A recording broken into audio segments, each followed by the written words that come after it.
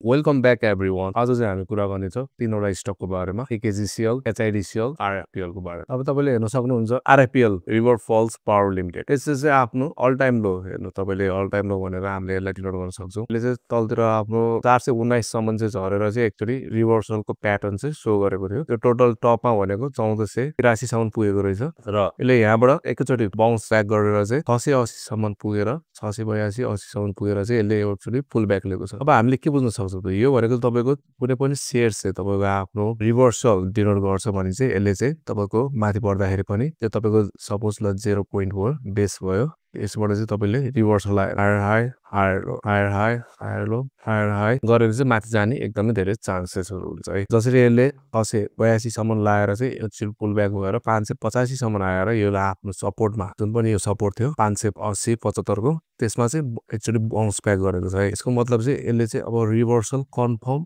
भनेर पनि यसले डिनोट गर्छ। रिभर्सल कन्फर्म भनेको मतलब चाहिँ अब यसले एकचोटि पुल ब्याक लियो, त्यसले हायर लो बनायो, हायर लो बनाइसकेपछि चाहिँ अब हायर हायरको लागि चाहिँ माथिल्लो टार्गेट भनेको हाम्रो 700 रहनेछ। त्यसरी बुझ्न सक्छौँ हामीले। र यसको फन्डामेन्टल हेर्ने हो भने चाहिँ राम्रै छ, तर यो 200 मुभिङ एभरेजको तलतिर भएको कारणले गर्दा पनि यसले हामी अहिले बुलिस भइहाल्दैनौँ यसमा। तर इनकेस यसले राम्रो भोल्युम आएर यो 200 मुभिङ एभरेजलाई क्रस गर्छ र यो माथि क्लोजिङ हुन्छ भने चाहिँ यसले राम्रै बाउन्स ब्याक दिनेछ भनेर हामीले 1000 को टार्गेट राख्न सक्छौँ। अब अर्को हेरौँ त्यस्तै एकेजिसिएलको। एकेजिसिएलको तपाईँले देख्नुहुन्छ सक्नुहुन्छ हाम्रो यो जुन पनि सिमेट्रिकल ट्रायंगल थियो, सिमेट्रिकल ट्रायंगललाई चाहिँ यसले ब्रेकआउट गर्ने कोसिसमा छ है। अहिले चाहिँ ब्रेकआउट गर्ने कोसिसमा छ। त्यो ब्रेकआउट पनि अहिले तपाईँको एकदम राम्रो क्यान्डलमा चाहिँ ब्रेकआउट हुन खोजिरहेछ र एमएसिटी अनुसार पनि यो अपवार्ड शो नै भइरहेछ, क्यास इन्फ्लो भइरहेछ एकेजिसिएलमा भनेर बुझ्न सक्छ। तपाईँले स्टोक्यास्टिक आरएसए पनि देख्न सक्नुहुन्छ। स्टोक्यास्टिक आरएसए चाहिँ तपाईँको अपवार्ड शो गर्न सुरु गरिसकेको छ, जुन पनि यो ओभर सोल्ड ओभर बाउटको जोनबाट चाहिँ तलतिर खसेको थियो। त्यसपछि चाहिँ अब यसले अगेन आफ्नो आरएसआई चाहिँ माथितिर पोइन्टेड गरिसकेको छ। अब यसको मतलब के हो, यसले चाहिँ राम्ररी भोल्युम ल्याएको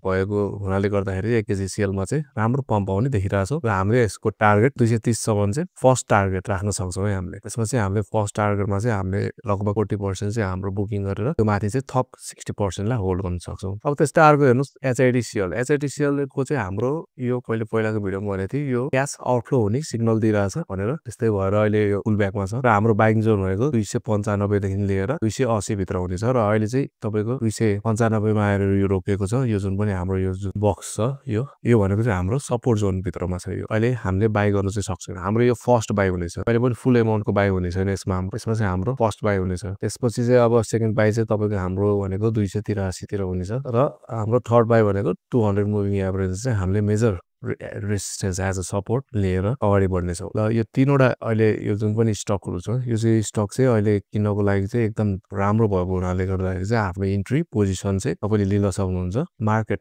घटेर पनि। आजलाई यति नै। अब बाँकीको अपडेट अब भोलि आइतबारको मार्केटले के कसरी ओपन गर्छ त्यसमा हेरौँला। Till then T in the next update. Like subscribe comment गर्नु छैन भने गर्नु होला। धन्यवाद।